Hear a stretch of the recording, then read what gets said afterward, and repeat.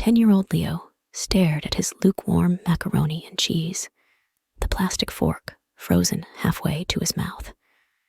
His mother, humming an off-key show tune, stirred a bubbling pot on the stove. The steam rising from it mingled with the scent of lavender incense, cloying and unsettling. "Mommy," Leo began, his voice barely a whisper. His mother, a whirlwind of frizzy hair and too much rouge, paused, her smile fracturing. "Yes, darling? You said you played with Sarah today?" Sarah. The name hung in the air, heavy and spectral.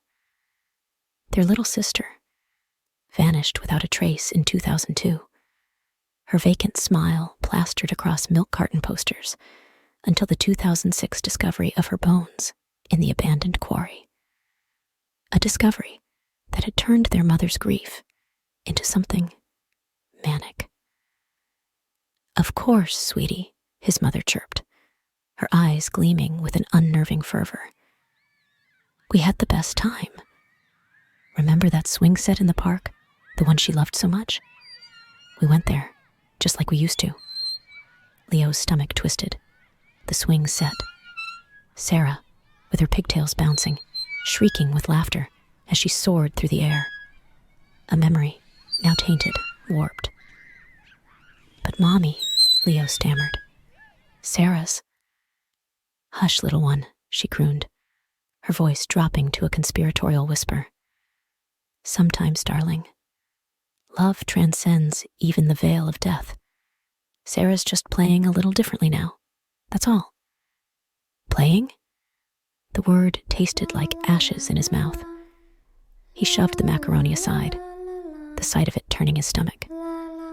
"Yes, playing," his mother insisted, her smile widening, revealing a glint of madness in her eyes.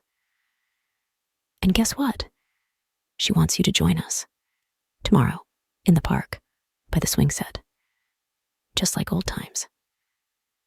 Leo knew, with a horrifying certainty, that what his mother called playing wouldn't be anything like the swings and sunshine of his memories. It would be something darker, something colder, something that reeked of damp earth and the silence of the grave. That night, Leo lay awake, listening to the wind howling like a banshee outside his window.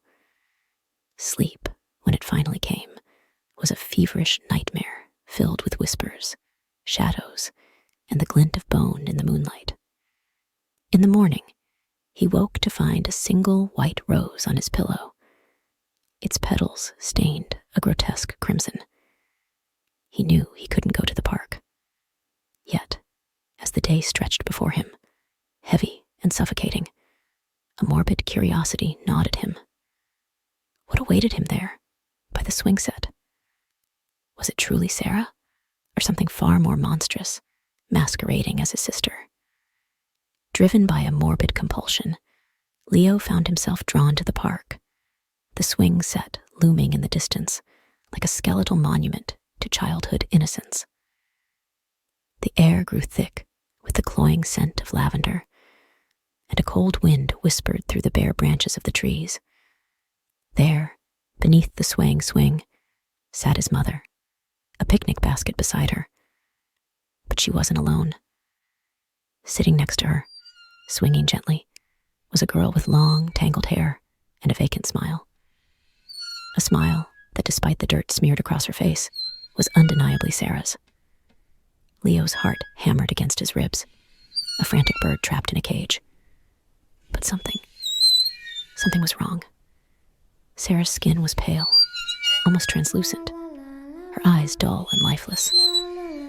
Her laughter, a hollow chime that sent shivers down his spine, echoed through the park like a dirge. His mother turned, her smile widening, her eyes sparkling with a feverish light. "See, darling, I told you Sarah would be here." Leo stepped back, a primal fear gripping him. This wasn't Sarah.